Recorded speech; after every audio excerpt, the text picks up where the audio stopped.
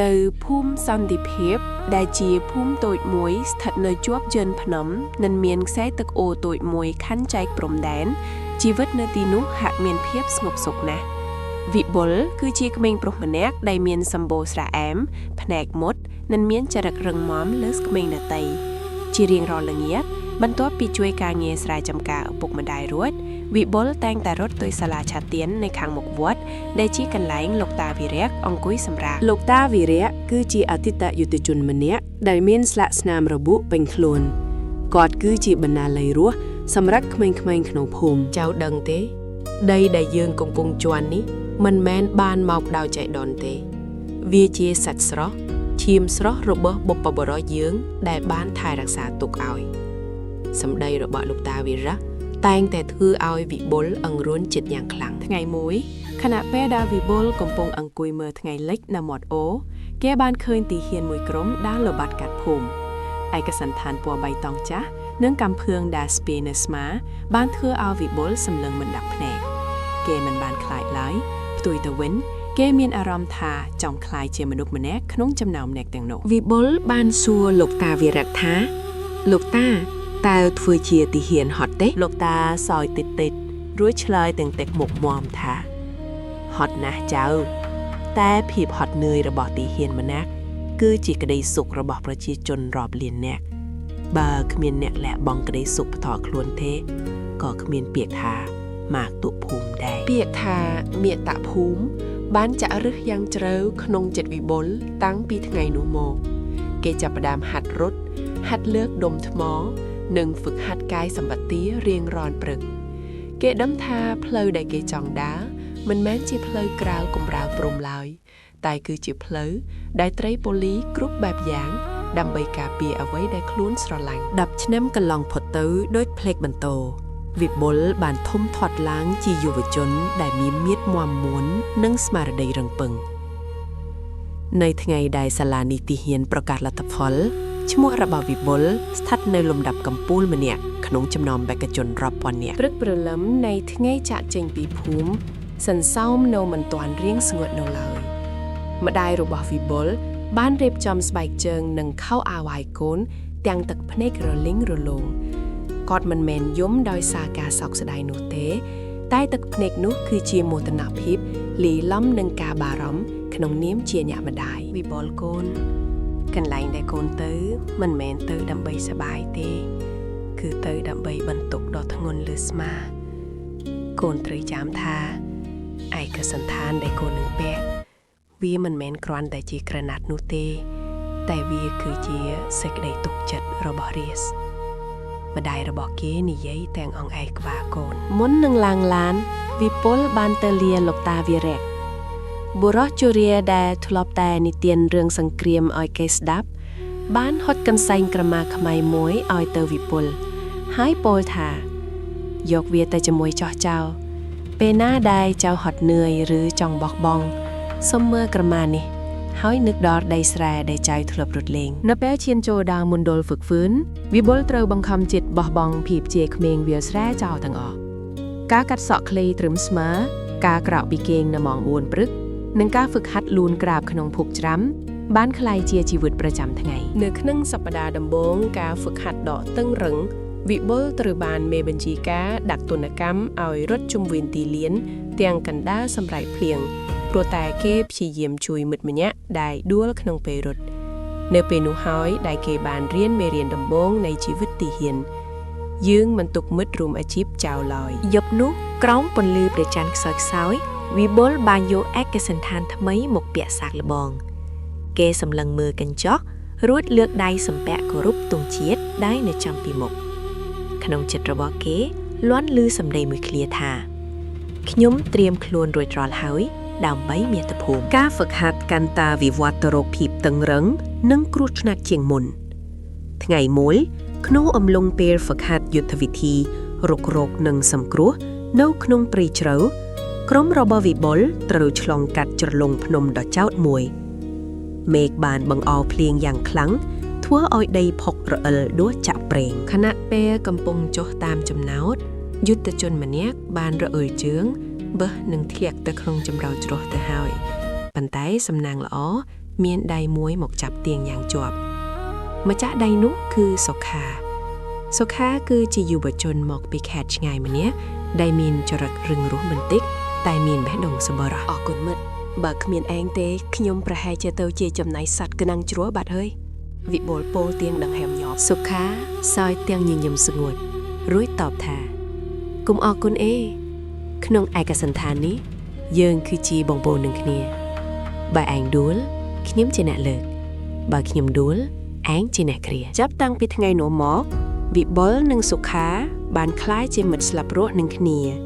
អ្នកទាំងពីរតែងតែជួយគ្នាទៅវិញទៅមកនៅពេលយប់ពេលដែលយុទ្ធជនដទៃសម្រាកពួកគេទាំងពីរតែងតែអង្គុយជជែកគ្នាពីក្តីស្រមៃសុខាចង់ឲ្យសង្គ្រាមនិងចំនួនព្រំដែនអំពីងពេញដើម្បីគេបានត្រឡប់ទៅមើលថែយាយដែលជរាចំណែកវិបុលចង់ឃើញភូមិកំណើតរបស់គេមានសន្តិភាពជារៀងរហូតមេរៀនដ៏សំខាន់បំផុតដែលពួកគេបានរៀនក្នុងវគ្គនេះមិនមែនជាការប្រាយកំភ្លើងឲ្យបានស្ទាត់ជំនាញនោះទេតែគឺជាការទុកចិត្តគ្នាមេបញ្ជាការតែងតែរំលឹកថានៅលើសមរភូមិគ្រាប់កំភ្លើងសត្រូវមិនគួរឲ្យខ្លាចស្មើនឹងការបែកបាក់សាមគ្គីភាពក្នុងក្រុមឡើយការហ្វឹកហាត់បានបញ្ចប់វិបុលនិងសុខាត្រូវបានចាត់តាំងឲ្យទៅបំពេញបេសកម្មនៅតំបន់ខ្មៅដែលជាតំបន់ខ្សែបន្ទាត់ជួរមុខដែលមានភាពតានតឹងបំផុតពួកគេទាំងពីរបានសម្លឹងមើលមុខគ្នារួចងក់ក្បាលជាសញ្ញាពួកគេដឹងថាពេលវេលានៃការសាកល្បងពិតប្រាកដជិតមកដល់ហើយមេឃងងឹតស្លុកនាឡិកាបង្ហាញម៉ោង3ទៀបភ្លឺនៅតាមខ្សែបន្ទាត់ព្រំដែនដែលធ្លាប់តែឮត្រឹមសំឡេងសត្វយំបែរជាប្រែមកជាមានភាពតានតឹងខុសធម្មតាវិបុលនិងសុខាកំពុងអង្គុយក្នុងលំនៅឋានដែលពោពេញដោយដីសើមនិងក្លិនស្លឹកឈើស្អុយរលួយឯងលឺវិបុលសុខាខ្សឹបសួរដៃទាំងពីរកាន់កំភ្លើងយ៉ាងជាប់វិបុលមិនឆ្លើយតែគេផ្ទៀងត្រចៀកស្ដាប់សំឡេងម៉ែកឈើបាក់តិចៗនៅខាងមុខកំពុងខាត់មុខចិត្តរំពេចញុផាំង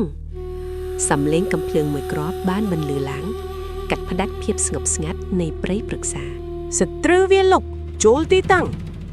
សំឡេងមេបញ្ជាការស្រែកបញ្ជាយ៉ាងដាច់អហង្ការរន្ទះនៃគ្រាប់កំភ្លើងបានបាញ់ខាត់ខ្វែងពេញអាកាសវិបុលមានអារម្មណ៍ថាបេះដូងរបស់គេលោតញាប់ដូចវាយស្គរនេះជាលើកទី1ហើយដែលគេបានឃើញគ្រាប់ពិតបាញ់សម្ដៅមកលើរូបគេភ្នែករបស់គេចាប់ផ្ដើមស្រវាំងប៉ុន្តែនៅពេលគេងាកទៅមើលសុខាដែលកំពុងបាញ់តបតយ៉ាងក្លាហានវិបុលក៏ប្រមូលស្មារតីត្រឡប់មកវិញគេនឹកឃើញដល់សម្ដីលោកតាវិរៈភាពក្លាហានមិនមែនជាការគ្មានការភ័យខ្លាចទេតែវាជាការឈ្នះលើការភ័យខ្លាចដើម្បីការពារអ្នកនៅពីក្រោយវិបុលចាប់ផ្ដើមលេបទឹកមាត់រួចទាញកាយកំភ្លើងបាញ់ការពារតំបន់ដែលខ្លួនទទួលខុសត្រូវក្លិនរំសេវបានភីពេញច្រមុះការប្រយុទ្ធគ្នាមានរយៈពេលជិត2ម៉ោងរហូតដល់ពន្លឺព្រះអាទិត្យចាប់ផ្ដើមចេះមកលើកំពូលភ្នំទើបក្រុមសត្រូវចាប់ផ្ដើមដកថយទៅវិញនៅពេលសភាពអាកាសស្ងប់ស្ងាត់វិបុលដកដង្ហើមធំរួចពិនិត្យមើលគ្រឿងប្រាណគេមិនញឹមរបួសទេប៉ុន្តែអាវរបស់គេដាច់រហែកដោយសារអំបែងគ្រាប់គេងាកទៅមើលមិត្តភក្តិរួមក្រុមខ្លះដែលរងរបួសនិងខ្លះទៀតដែលបានដួលសន្លប់សុខាដើរមកតែស្មាវិបុលរួចហុចទឹកឲ្យមួយដបស្វាគមន៍មកកាន់សមរភូមិពិតប្រាកដមិត្តសម្លាញ់នេះគ្រាន់តែជាការចាប់ផ្ដើមប៉ុណ្ណោះវិបុលទទួលទឹកមកផឹកទាំងដឹងច្បាស់ថាចាប់ពីថ្ងៃនេះទៅជីវិតរបស់គេនឹងមិនដូចដើមទៀតឡើយសន្តិភាពដែលគេធ្លាប់តែឃើញកំពុងត្រូវបានដោះដូរដោយឈាម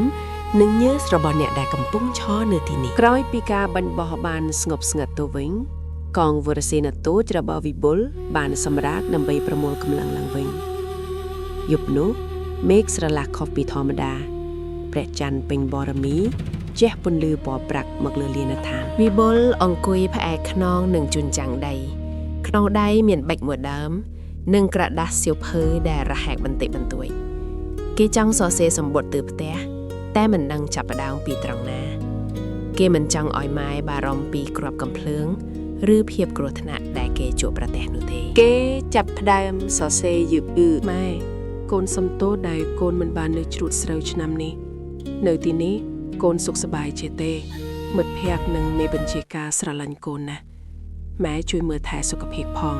ហើយកុំបារម្ភពីកូនអីកូនកំពុងធ្វើរឿងដែលត្រឹមត្រូវបំផុតសម្រាប់គ្រួសារយើង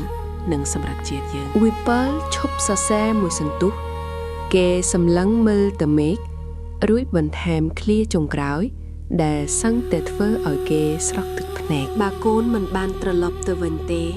សូមម៉ែដឹងថាកូនស្រឡាញ់ម៉ែខ្លាំងណាស់ហើយកូនមិនដែលស្ដាយក្រោយឡើយដែលបានកើតមកជាកូនរបស់ម៉ែនិងជាកូនខ្មែរគេបត់សម្បត្តិនោះយ៉ាងមានរបៀបរួចដាក់ក្នុងហៅប៉ៅអាវជាទ្រង់ខាងស្វែងសុខាដែលដេកក្បែរនោះងើបមកសួរទៀងសំឡេងខ្សោៗសរសេរទៅម៉ែឬហាត់អីមិនផ្ញើទៅតាមឡានស្បៀងព្រឹកស្អែក Whipple ញញឹមតិចៗរួចតបថាចាំចប់បេសកកម្មនេះចាំខ្ញុំយកទៅឲ្យគាត់ដោយផ្ទាល់ដៃវិញខ្ញុំចង់ឲ្យគាត់ឃើញមុខខ្ញុំពេលគាត់អានវា ប៉ុន្តែអ្វីមិនដូចការគ្រោងទុកឡើយរំពេចនោះសំឡេងសញ្ញាអាសិនបានបន្លឺឡើងយ៉ាងខ្លាំងសត្រូវមិនបានដកថយទៅឆ្ងាយដោយដែលពួកគេគិតនោះទេតែវាគឺជាល្បិចដើម្បីឡោមព័ទ្ធនៅពេលយប់សម្បត្តិដែលវិបុលសង្ឃឹមថានឹងយកទៅជូនម្ដាយដោយផ្ទាល់ដៃនៅតែស្ថិតក្នុងហោប៉ៅអាវខណៈដែលគេត្រូវទាញកំភ្លើងរត់ទៅកាន់ទីតាំងការពារជាបន្ទាន់ សំឡេងផ្ទុះសម្បកកងឡាននិងគ្រាប់បែកដៃបានបន្លឺឡើងព្រមៗគ្នាកាត់ផ្ដាច់ផ្លូវប្រគុតគង់តែមួយគត់របស់កងអនុសេនាធំវិពុលនិងសុខាព្រមទាំងយុទ្ធជន10នាក់ទៀតត្រូវបានកាត់ដាច់ចេញពីកម្លាំងធំហើយត្រូវបានរុញច្រានឲ្យចូលទៅក្នុងតំបន់ជ្រលងភ្នំមរណៈយើងត្រូវដំលំពួតហើយសុខាស្រែកប្រាប់ខណៈពេលកំពុងបាញ់ការពារពីក្រោយដើមឈើធំមួយសត្រូវមានចំនួនឆានជាងពួកគេដល់តែ3ដងពួកគេបានប្រើប្រាស់យុទ្ធសាស្ត្រត្បាញអួនគឺការវាយរឹតបន្តឹងពីគ្រប់ទិសទីដើម្បីបង្ខំឲ្យក្រុមរបស់វិបុលចុះចាញ់ក្របកំភ្លើងបាញ់ស្រោចមកដោយទឹកភ្លៀងធ្វើឲ្យដីភ្នំខ្ទាតឡើងខ្ទប់មុខមាត់ស្ថានភាពកាន់តែអាក្រក់ទៅកាន់ ស្បៀងអាហារអស្ត្រាលីងពីកាប៉ែ ទឹកនៅសល់ត្រឹមតែបាត10ដែលពួកគេត្រូវចែកគ្នាផឹកម្នាក់មួយស៊ុបដើម្បីរស់គ្រួបរំសេវម្នាក់សល់ត្រឹមតែ2ទេ3បងកំភឹងប៉ុណ្ណោះ ម៉ែបញ្ជាការក្រុមដែលរងរបួសត្រង់ស្មាបានហៅវិបុលមកជិតរួចខ្សឹបប្រាប់ថាវិបុលបើយើងនៅទីនេះទាំងអស់គ្នាយើងនឹងស្លាប់ទាំងអស់យើងត្រូវតែមានអ្នកខ្លះចេញទៅរកជំនួយហើយអ្នកខ្លះទៀតត្រូវនៅទីនេះដើម្បីទប់ទល់បន្លប់ភ្នែកសត្រូវ វិពុលសម្លឹងមើលទៅមុខមិត្តភក្តិម្នាក់គ្រប់គ្នាមានទឹកមុខស្លេកស្លាំងដោយសារការអត់ងងុយនិងភាពស្រេកឃ្លានប៉ុន្តែគ្មានភ្នែកម្នាក់ណានិយាយថាចុះចាញ់ឡើយពួកគេដឹងថាបើពួកគេចុះចាញ់មិនមែនមានតែពួកគេទេដែលស្លាប់ប៉ុន្តែខ្សែការពារព្រំដែននឹងត្រូវធ្លាយហើយភូមិករនៅខាងក្រោយនឹងត្រូវវិនាស វិបុលក្តាប់កំភ្លើងយ៉ាងជាប់គេនឹកឃើញដល់លិខិតក្នុងហៅប៉ៅអាវគេងាកទៅមើលសុខារួចនិយាយដោយសំឡេងម៉ាំថាសុខាយើងមិនអាចស្លាប់នៅទីនេះទេយើងត្រូវរកវិធីទម្លាយវងឡោមព័ទ្ធនេះឲ្យបានទោះត្រូវដោះដូរដោយអ្វីក៏ដោយ យប់នោះពួកគេបានសម្រេចចិត្តរៀបចំផែនការប៉ូលីដើម្បីបើកផ្លូវគឺជាផែនការដែលប្រថុយប្រថានបំផុតដែលអាចឲ្យពួកគេខ្លះមានជីវិតរស់តែខ្លះទៀតត្រូវបូជាជីវិតនៅទីនេះជារៀងរហូតមេឃញងឹតចិត្តឈានចូលដល់ម៉ោង4ភ្លឺដែលជាពេលសត្រូវចាប់ដើមសម្រាកការពារបន្តិចមេបញ្ជាការក្រុមបានសម្រេចចិត្តបែងចែកកម្លាំងជាពីរក្រុមទី1ត្រូវវាយសម្រុកទម្លាយទៅខាងកើតដើម្បីទៅរកកម្លាំងជំនួយហើយក្រុមទី2ត្រូវនៅចាំបាញ់បន្លប់ដើម្បីតាក់ទាញសត្រូវខ្ញុំនឹងនៅចាំការពារទីនេះសុខាបានបន្លឺឡើងដោយសំឡេងដាច់អហង្ការវិបុលស្ទុះទៅចាប់ស្មាមិត្តភក្តិទាំងអារម្មណ៍ក្តុកក្តួលអត់ទេឯងត្រូវទៅជាមួយយើងចូលមកជាមួយគ្នាយើងត្រូវចេញទៅវិញជាមួយគ្នាសុខាញញឹមរួចដោះខ្សែកដែលមានរូបថតយាយរបស់គេហុចហើយវិបុលមើលយើងចុះយើងត្រូវអំបាញ់គ្រាប់ដែលមិនរួចបើយើងទៅជាមួយឯងនឹងត្រូវស្លាប់ទាំងអស់គ្នាឯងមានកម្លាំងពេញឯងត្រូវតែទៅយកកម្លាំងជំនួយមកជួយបងប្អូនយើងប្រាប់យាយយើងផងថាយើងជាទាហានម្នាក់ ដែលមិនដែលរត់ចោលសមរភូមិ ទឹកភ្នែកវិបុលបានស្រក់មកជាលើកដំបូងគេអោបមិត្តសម្លាញ់ជាលើកចុងក្រោយសុខាបានរុញវិបុលចេញរួចទាញកំភ្លើងយន្តមកដាក់លើមែកឈើត្រៀមខ្លួនជាស្រេច ទៅកុំងាកក្រោយសុខាស្រែកបញ្ជាវិបុលនិងយុទ្ធជន4នាក់ទៀតចាប់ផ្ដើមលូនចេញតាមចន្លោះជ្រលងភ្នំយ៉ាងស្ងៀមស្ងាត់មិនបាន5នាទីផងសម្លេងកំភ្លើងយន្តរបស់សុខាបានផ្ទុះឡើងយ៉ាងខ្លាំងក្លាត្រប់សុខាបានបាញ់រះទៅគ្រប់ទិសទីនិងដុតកំជ្រួយសញ្ញាដើម្បីឲ្យសត្រូវស្មានថាកម្លាំងធំកំពុងនៅទីនោះ សត្រូវទាំងអស់បានសម្រុកទៅរកទីតាំងរបស់សុខាវិបុលក្តាប់ដៃណែនគេដឹងថាគ្រឹះវិនាទីដែលសុខាកំពុងបាញ់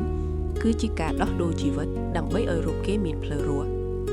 វិបុលរត់កាត់ព្រៃទាំងយប់ងងឹតមិនគិតពីបន្លាឬផ្ទាំងថ្មដែលមុតជើងឡើយក្នុងចិត្តគេមានតែពាក្យមួយម៉ាត់គត់ត្រូវតែទៅឲ្យដល់បន្ទាយត្រូវតែជួយសុខាឲ្យទាន់ សំឡេងកំភ្លើងនៅពីក្រោយកាន់តែឆ្ងាយទៅឆ្ងាយរហូតដល់ឮសំឡេងផ្ទុះក្របបែកដៃមួយយ៉ាងខ្លាំងរួចគ្រប់យ៉ាងក៏ប្រែជាស្ងប់ស្ងាត់រហូតដល់ធ្វើឲ្យវិបុលស្ទើរតែដាច់ខ្យល់ស្លាប់ដោយសារការឈឺចាប់ក្នុងទ្រូង វិបុលរត់មកដល់បន្ទាយជួរមុខទាំងសុភាពសើមជោគដោយឈាមនិងភុកគេមិនបង្អង់យូរឡើយគេស្ទុះទៅរកមេបញ្ជាការវរសេនាតូតទាំងដង្ហើមហត់ញាប់ម៉ែមិត្តភក្តិខ្ញុំសុខានិងអ្នកផ្សេងទៀតកំពុងជាប់ឡោមព័ទ្ធនឹងចលងភ្នំមរណៈពួកគេកំពុងពលីដើម្បីបើកផ្លូវឲ្យយើងក្នុងដង្ហើមចុងក្រោយនៃកម្លាំងដែលនៅសេសសល់វិបុលបានសុំដឹកនាំកងវរសេនាតូចមួយត្រឡប់ទៅវិញភ្លាមលើកនេះមិនមានតែ10នាក់ឡើយគឺមានទាំងកម្លាំងថ្មើរជើងនិងកំភ្លើងធំគាំទ្រពីចម្ងាយនៅពេលវិបុលត្រឡប់ទៅដល់ទីតាំងចាស់មេឃចាប់ផ្ដើមស្រឡះរូបភាពដែលគេបានឃើញគឺសត្រូវកំពុងរលចូលទៅជិតលេនដ្ឋានរបស់សុខាវិបុលលើកកំភ្លើងឡើងរួចស្រែកខ្លាំងៗដើម្បីមាតុភូមិបាញ់សំឡេងកំភ្លើងធំបាញ់ស្រោចទៅលើទីតាំងសត្រូវដូចរន្ទះបាញ់វិបុលវេសម្រុកចូលទៅដូចខ្លាដែលកំពុងខឹងសម្បាគេមិនខ្លាចក្របកំភ្លើងដែលហោះក្បែរត្រចៀកឡើយ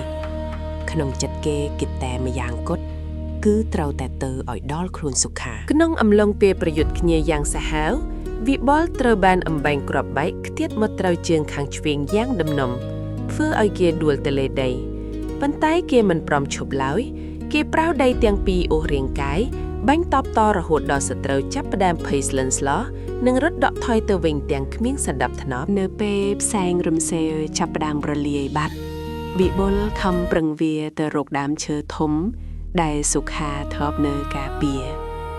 គេឃើញសុខាដេកផែកខ្នងនឹងដើមឈើក្នុងដៃនៅតែកាន់កំភ្លើងជាប់មិនលែងខ្លួនប្រាណសុខាពេញដោយរបួសប៉ុន្តែភ្នែករបស់គេនៅបើកតិចនៅឡើយសុខាយើងមកជួយឯងហើយវិបុលស្រែកទាំងទឹកភ្នែកហូរមករកក្តោមច្រមុះសុខាញញឹមទាំងលំបាករួចនិយាយខ្សោឯងមើលវិញមែនទេវិបុលដៃយើងនៅមានសុវត្ថិភាពមែនទេវិបុលងក់ក្បាលរួចលើកដៃសំពះគោរពមិត្តសម្លាញ់នៅលើសមរភូមិនោះទង់ជាតិខ្មែរដែលវិបុលដកចេញពីកាតាបត្រូវបានបោះបង្គោលឡើងវិញចំកណ្ដាលជ្រលងភ្នំជាសញ្ញាថាយើងមិនបានចាញ់ឡើយប៉ុន្តែតម្លៃនៃជ័យជំនះនេះពិតជាធំធេងណាស់សម្រាប់វិបុលក្រោយសមរភូមិនៅជ្រលងភ្នំមរណៈសភាពការព្រំដែនចាប់ដើមត្រជាក់ត្រជុំឡើងវិញសត្រូវបាក់តបនិងដកថយទៅវិញយ៉ាងឆ្ងាយវិបុលត្រូវបានគេបញ្ជូនមកកាន់មន្ទីរពេទ្យយោធាក្នុងទីក្រុងក្រោយពីការវះកាត់យ៉ាងបន្ទាន់នៅពេលវិបុលដឹងខ្លួនឡើងគេមានអារម្មណ៍ថាខ្លួនស្រាលស្ពើមគេព្យាយាមរើជើងខាងឆ្វេងប៉ុន្តែវាមិនមានឆ្លើយតបឡើយគ្រូពេទ្យបានប្រាប់គេដោយសំឡេងទន់ភ្លន់ថាយើងបានព្យាយាមអស់ពីសមត្ថភាពហើយវិបុលជើងខាងឆ្វេងរបស់កូនដាវត្រូវកាត់ចោលដើម្បីរក្សាជីវិតវិបុលសម្លឹងមើលទៅពីដានមន្ទីរពេទ្យយ៉ាងស្ងៀមស្ងាត់គេមិនយំគេមិនតូចចិត្តឡើយគេនឹកដល់សម្ដីសុខានឹកដល់មិត្តភក្តិដែលបានដេកស្លាប់លើដីភពគេខ្សឹបក្នុងចិត្តថា ជើងមកខាងដោះដូរនឹងសេរីភាពនៃទឹកដីគឺវាលើសពីតម្លៃទៅទៀតប៉ុន្មានថ្ងៃក្រោយមកវិបុលបានទទួលដំណឹងដ៏ក្រៀមក្រំបំផុតសុខាបានពូលីជីវិតនៅក្នុងមន្ទីរពេទ្យដោយសាររបួសធ្ងន់ធ្ងរពេក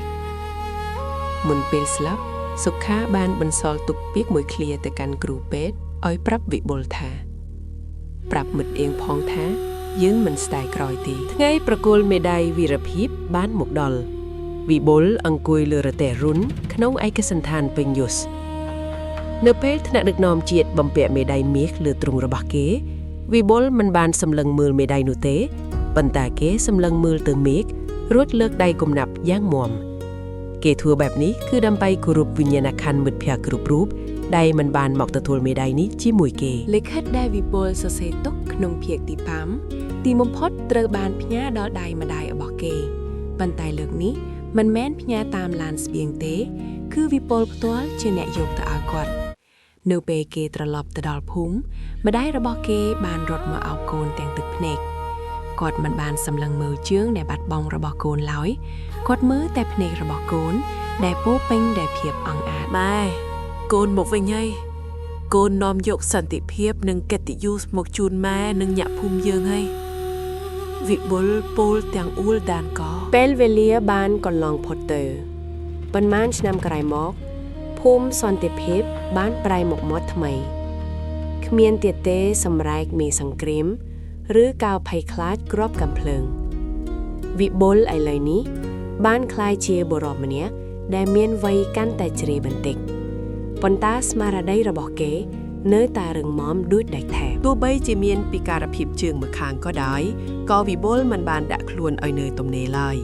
គេបានសម្រេចចុតប្រែប្រាក់ប្រាក់សោធននិវត្តន៍និងចំណេះដឹងដែលគេមានដើម្បីបង្កើតសាលាបណ្ដុះបណ្ដាលយុវជនវ័យក្មេងមួយនៅក្នុងភូមិជារៀងរាល់ព្រឹកគេតែងតែដើរដោយប្រើជើងសប្បនិមិត្តទៅកាន់សាលាឆាទៀនក្បែរមាត់អូដែលជាកន្លែងលោកតាវីរៈធ្លាប់អង្គុយនិទានរឿងឲ្យគេស្ដាប់កាលពីក្មេងឥឡូវនេះវិបុលគឺជាអ្នកអង្គុយនៅទីនោះវិញម្ដងដោយមានក្មេងៗជាច្រើនចោមរំស្ដាប់កូនដឹងទេគ្រាប់ពូជដែលលូតលាស់បានល្អបំផុតគឺគ្រាប់ពូជដែលដុះលើដីដែលមានសន្តិភាពប៉ុន្តែសន្តិភាពមិនមែនបានមកដោយការអង្វរនោះទេគឺបានមកដោយការយល់ដឹងពីតម្លៃនៃឯកភាពជាតិវិបុលនិយាយទៅកាន់ក្មេងៗតែញញឹមនៅក្នុងហូបប៉ៅអាវរបស់គេវិបុលតែងតែដាក់ខ្សែដែលមានរូបថតយាយរបស់សុខាជានិច្ចគេបានសន្យានឹងខ្លួនឯងថានឹងមើលថែយាយរបស់មិត្តសម្លាញ់ឲ្យដូចជាម្ដាយបង្កើតរហូតដល់ថ្ងៃចុងក្រោយថ្វាយមួយមានយុវជនម្នាក់សួរទៅវិបុលថាលោកគ្រូ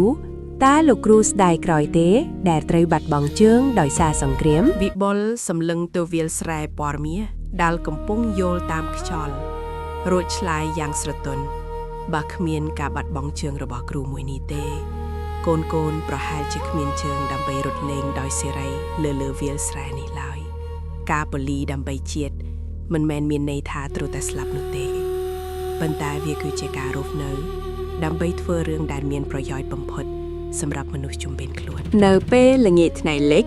វិបុលបានឈរគំនាប់ទៅកាន់ទិសដៅព្រំដែនដែលជាកន្លែងមិត្តភក្តិរបស់គេបានដេកសម្រាកជារៀងរហូតគេដឹងថាវិញ្ញាណក្ខន្ធរបស់ពួកគេនឹងមានក្តីសុខព្រោះពន្លឺនៃក្តីសង្ឃឹមដែលពួកគេបានបូជាជីវិតដើម្បីរក្សាកំពុងតែភ្លឺស្វាងនៅក្នុងភ្នែករបស់ក្មេងៗជំនាន់ក្រោយចាប់ដោយបរិបូរណ៍រឿងពន្លឺចុងក្រោយនៅខ្សែបន្ទាត់ព្រំដែនមិនត្រឹមតែជារឿងរ៉ាវការប្រយុទ្ធគ្នានោះទេប៉ុន្តែវាបានបង្កប់នូវសារអប់រំយ៉ាងជ្រាលជ្រៅសម្រាប់ជីវិតនិងសង្គមនេះគឺជាសារអប់រំសំខាន់ៗដែលយើងអាចដកស្រង់បានតម្លៃនៃសន្តិភាពមិនមែនបានមកដោយឥតគិតថ្លៃនោះទេវាកើតចេញពីការលះបង់និងការបូជាសាច់ស្រស់ឈាមស្រស់របស់វីរជនសារនេះរំលឹកយើងឲ្យស្គាល់តម្លៃនៃសន្តិភាពដែលកំពុងមាននៅក្នុងដៃហើយត្រូវរួមគ្នាថែរក្សាកុំឲ្យវាបាត់បង់ទៅវិញទី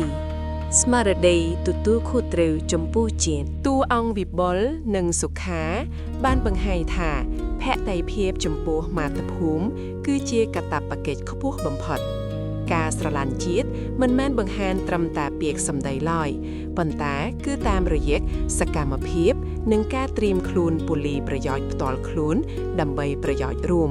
3. មិត្តភាពនិងសាមគ្គីភាពយើងមិនទុកមិត្តរួមអាជីពចោលឡើយគឺជាមេរៀនដ៏ធំ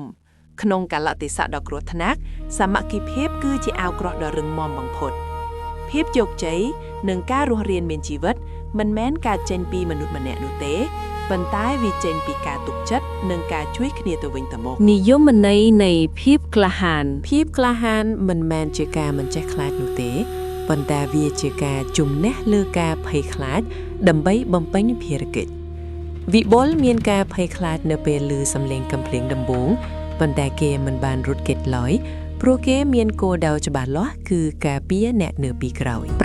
5. ការបន្តវេននិងក្តីសង្ឃឹមភាគបញ្ចប់នៃរឿងបានបង្ហាញថាការពូលីដែលអស្ចារ្យបំផុតគឺការបន្សល់ទុកនូវចំណេះដឹងនិងស្មារតីល្អៗដល់មនុស្សជំនាន់ក្រោយទោះបីជាវិពុលពីការកាយប៉ុន្តែគេមិនពិការចិត្តឡើយគេបានបន្តបណ្ដោះគ្រាប់ពូជស្នេហាជាតិទៅដល់ក្មេងៗដែលជាទំពាំងស្នងឫស្សីខ្ញុំចង់ឲ្យយទូសជប់អត្តតំណិតអនុយោហើយឲ្យគេមានការកាត់សេរីគុណចរិតសម្រងសម្ដីអប់រំក្នុងរឿងការពូលីដើម្បីជាតិមិនមែនមានន័យថាត្រូវតែស្លាប់នោះទេប៉ុន្តែវាគឺជាការរស់នៅដើម្បីធ្វើរឿងដែលមានប្រយោជន៍បំផុតសម្រាប់មនុស្សជុំវិញខ្លួន